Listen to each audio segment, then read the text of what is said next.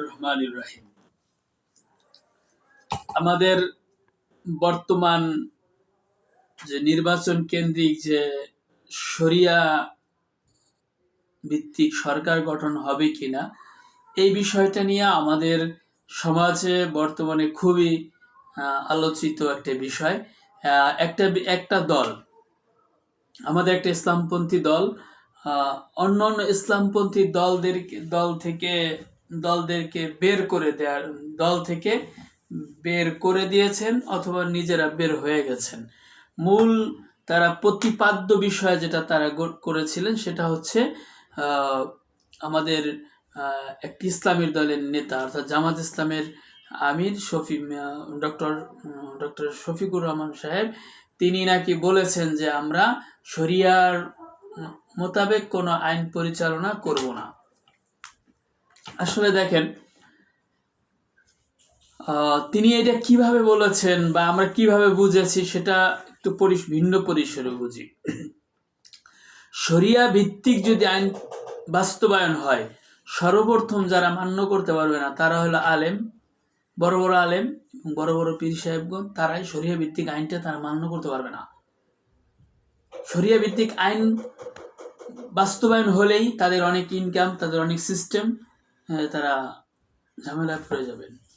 এরপর আসেন আপনি আব্দুল্লাহ বিন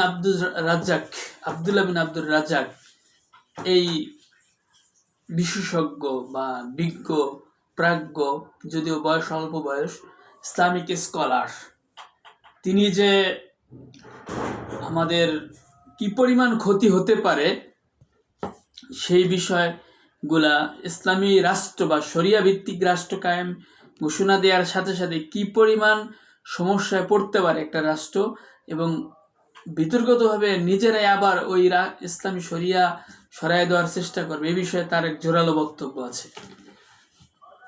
এখন দেখেন, বাংলাদেশ জামায়াত ইসলামী তার যে কৌশল, এই কৌশলগত দিক থেকে আমি আপনাকে কিছু উপস্থাপন করি, দেখেন তাদের কৌশল ঠিক আছে কিনা। রাসূল সাল্লাল্লাহু আলাইহি ওয়াসাল্লাম বলেছেন, আল হারবু খুদা, যুদ্ধ হচ্ছে কূটকৌশলের নাম। যেহেতু আমাদের মানুষগুলো নামাজ পড়ে ইসলাম বিরোধী, নামাজ পড়ে ঘুষ খায়, নামাজ পড়ে বেপরদায়ীভাবে চলাফেরা করে, আমি যেটা বোঝাতে চাচ্ছি, বক্তব্য, আমরা যারা ইসলামপন্থী এদের কিন্তু বক্তব্যর কাজগুলা বেশি, খুব বক্তব্য দেয়। আসেন আমি একটু ইতিহাসের পাতায় হাত পেতে তুরস্কের অবস্থানটাকে নিয়ে আসি।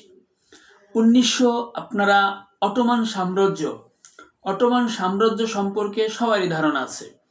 1928 সালে অটোমান সাম্রাজ্য বিলুপ্ত হয়ে যায়। এর আগে 900 বছর পর্যন্ত আরবি ভাষা চালু ছিল। তুর্কি ভাষাগুলো আরবিতে লেখা হইতো, ল্যাটিন ভাষাগুলো আরবিতে লেখা হইতো। কিন্তু 1932 সালের পর থেকে 50 সাল পর্যন্ত আরবির সবকিছু নিষিদ্ধ ছিল, আজানও নিষিদ্ধ ছিল, আজানও তুর্কি ভাষায়। এই আজান 1950 সালে প্রেসিডেন্ট আদনান মেন্দ্রিস, আল্লাহ তাকে জান্নাতবাসী করুক, উনি আজান পরিবর্তন করেন এবং ওনাকে প্রেসিডেন্ট থাকা অবস্থায় 1961 সালে সামরিক অভ্যুত্থান ঘটিয়ে তাকে হত্যা করা হয়, ফাঁসি দেওয়া হয়, শহীদ করে দেওয়া হয়। সৈয়দ নুরসি রহমতুল্লাহ আলাইহি, তাকে দেশান্তর করা হয়। আমি যেদিকে যাচ্ছি, আমার মূল কথা হচ্ছে, যারা শরিয়ার প্রবক্তা, যারা মানে এই মুহূর্তে এখনই ক্ষমতায় গেলে এখনই শরিয়া কায়েম করে ফেলাইতে হবে, যারা এই প্রবক্তা, তাদের উদ্দেশ্যে বলছি। 2003 সালে সেই নিষিদ্ধ তুরস্কে রজব তাইয়িপ এরদোয়ান আরবি ভাষা চালু করেন। তার মূল থিম ছিল আরবি ভাষা চালু করা। কিন্তু এই ভদ্রলোকে আরবি ভাষা চালু করতে যায় এই কথা বলে নাই যে আরবি জান্নাতের ভাষা, এ কথা বলে নাই যে আরবি কোরআনের ভাষা, এ কথা বলে নাই যে আরবি শিখলে আমরা অনেক সওয়াব পাবো।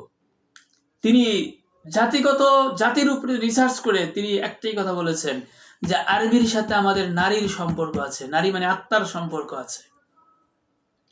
আরবি আমাদের সামাজিক ইতিহাস ঐতিহ্যের সাথে জড়িত, এই বলে তিনি আরবি ভাষা চালু করছেন, আরবি ভাষা পাশ করছেন। তুরস্কের আরবি ভাষাটাকে কোন মর্যাদা দেওয়া হয়? আরবি ভাষাটাকে ফ্রান্স, জার্মানি এবং ইংলিশ, স্প্যানিশ এর মতো আরবিটাকে দ্বিতীয় ভাষা হিসেবে ওখানে মর্যাদা দেওয়া হয়। আর আস্তে আস্তে আস্তে আস্তে তুরস্কে অবস্থান কায়েম করে একটা পর্যায়ে নিয়ে এসে এখন উচ্চ মাধ্যমিক স্কুলগুলোতে, হাতিব, ওদের ভাষায় হাতিব বলা হয়, উচ্চ মাধ্যমিক স্কুলগুলোতে আরবি ভাষা ব্যাপক হারে বাড়ছে। এমনকি উচ্চ শিক্ষার জন্য তারা আরবিতে অফার করতেছে, তারা ইসলামিক স্টাডি চালু করতেছে। কিন্তু এই যে সময়টা, এই পরিকর্মটা করার জন্য সেই 1932 সাল থেকে বা 1950 সাল থেকে একের পর এক তাদেরকে বিভিন্ন সামরিক অভ্যুত্থানের পাশাপাশি হয়েছে। এমনকি বর্তমান প্রেসিডেন্ট এরদোয়ানও 16 নভেম্বর 2013 বা 2013-তে সামরিক অভ্যুত্থানের শিকার হয়েছিলেন। এটাও আপনার ইতিহাস জানেন। আমি যেটা আপনাদের বোঝাতে চাচ্ছি যে আমরা শরিয়া কায়েম করব, এটা কায়েম করার ফলে আমাদের যারা কথা আছে, আমাদের কথা যারা শুনবে, তারা তো আর আমাদের মতো না। আমরা আলেমরাই যেহেতু এক হইতে পারি নাই শরিয়া কায়েমের জন্য। আমরা আলেমদের থেকে কি দেখলাম?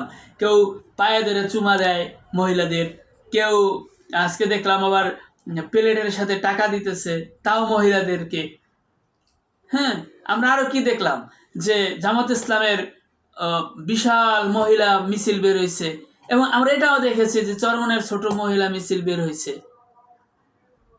এখন শরিয়া যদি কায়েম হয় তাহলে সর্বপ্রথম যারা মানতে পারবে না তারাই হয়েছে ইসলামপন্থী। এখন আমি বুঝাতে চাচ্ছি যে যদি শরিয়াকে, সবচেয়ে মজার ব্যাপার হলো যারা শরিয়াকে কেন্দ্র করে ইসলামী দলগুলোর থেকে নিজেকে বের করে দিয়েছে অথবা নিজেরা বের হয়ে গেছে, তাদের ইশতেহারও শরিয়াটা নাই। তা আমরা যারা একটু পড়াশোনা করছি, আমরা যারা পেপার পত্রিকা পড়ছি বা বিভিন্ন ডিপলি বই পড়াশোনা করছি, তারা প্রতিনিয়তই আলেম ওলামাদের কার্যক্রম বা প্রতিনিয়তই প্রত্যেকটা বিষয়ে আমরা একটা কন্টেন্ট তৈরি করতে পারি। আমি অসুস্থ ছিলাম, তা নাহলে এই কন্টেন্ট আমি আরো কয়েকদিন আগিয়ে বাড়াইতাম। কারণ আমি এই যে তুরস্কের ভাষা যখন মর্যাদা যখন প্রতিষ্ঠিত হয়, এরদোগান যখন 2003 সালে এটা করেন, তখন আমি এটা পেপারে পড়ছি। তখন ইউটিউব ছিল না, আমি পেপারে পড়ছি। তাহলে আমাদেরকে কূটকৌশলী হইতে হবে। আজকে মনে করেন শরিয়া হবে, এই ভিত্তি থেকে আপনারা একটা দল বা আপনারা যারা ইসলামপন্থী ছিলেন তারা যে জোট ভেঙে দিলেন, এখন আপনাদের ইশতেহারে তো শরিয়া নাই। দ্বিতীয়তে আপনি জোট ভেঙেও তো শরিয়া কায়েম করতে পারতেছিলেন না। তাহলে যদি মনে করেন ঢাকা বিশ্ববিদ্যালয়ের মতো যদি একটা অবস্থান তৈরি করতে পারেন, একটা সাম্য তৈরি করতে পারতেন, বা একটা সন্ত্রাস কিভাবে বাড়ে সেটাও তো বুঝতে হবে। যে সন্ত্রাস এইভাবে বাড়ে যে একটা ছোট্ট সন্ত্রাসী জানে যে আমি যদি জেলে যাই তাহলে আমার নিরাপত্তা আছে, আমার কোনো বিচার হবে না, তাহলে আস্তে আস্তে বাড়বে। মানে উপরের পরিবেশ যত ইনসাফ ভিত্তিক থাকবে, নিচের পরিবেশ তত ন্যায় ইনসাফ ভিত্তিক হয়ে যাবে। তাহলে আমি বুঝাইতে চাচ্ছি যে এরদোয়ান যে শরিয়া ভিত্তিক বলে নাই, এরদোয়ান যে বলে নাই আরবি কোরআনের ভাষা, আরবি জান্নাতের ভাষা, আরবি মুহাম্মদ সাল্লাল্লাহু আলাইহি ওয়াসাল্লামের ভাষা, আর এইগুলা না বইলা শুধু বলছে আরবির সাথে আমাদের আত্মার সম্পর্ক আছে, নারীর সম্পর্ক আছে, আমাদের সমাজ ইতিহাস ঐতিহ্যের সম্পর্ক আছে, এইগুলা বইলাও তারা আরবি ভাষা প্রতিষ্ঠিত করে ফেলেছে। এখন এরদোয়ান কিন্তু ভুল করলো। এখন যারা শরিয়া ভিত্তিক আইনের কথা না বলে অথবা আইনকে তারা স্বীকৃতি না দিয়ে তারা যদি মনে করেন একটা অবস্থান তৈরি করে ফেলে, ইসলামপন্থী তৈরি করে ফেলে, তাহলে কি তাদের এটা ভুল হইতো? ভুল একটা জায়গায় হয়েছে, সেটা হচ্ছে ভুল হচ্ছে এটাই আমার ধারণা অনুযায়ী, সেটা হচ্ছে যে আমরা একে অপরকে মানতে পারি না। সেটা এবার রাষ্ট্রীয়ভাবে প্রমাণিত হলো। যাই হোক, আমি বোঝাতে চাচ্ছি যে সব কিছু বলে বলে কয়ে করা যায় না। স্লোগান দিয়ে যারা কাজ করে তারা কোনোদিন সফল হইতে পারে না, কেউ পারে নাই। যারা স্লোগান বেশি দেয় ওরা কখনো সফল হইতে পারে না। যেখানে বাংলাদেশে হাজার হাজার ওয়াজ মাহফিল, কিন্তু তত সফলতা নাই। সফলতা আসছে আলেম ওলামাদের থেকে, মাদ্রাসা থেকে, মানে মূল ভিত্তি থেকে সফলতা আসে। আমি হয়তো বুঝাতে পারছি যে রিসিপ তাইয়িপ এরদোগান 2003 সালে যে আরবি ভাষা প্রচলন করে, ঠিক এমন একটা প্রচলনে বাংলাদেশ ইনশাল্লাহ হবে, যে প্রচলনের ভিত্তিতে ইনশাল্লাহ এই বাংলাদেশে ইসলামী আইন, ন্যায়, ইনসাফ চালু হবে এবং ইসলামের মূল অবকাঠামো চালু হবে। আল্লাহ তাআলা আমাদেরকে তৌফিক দান করুক।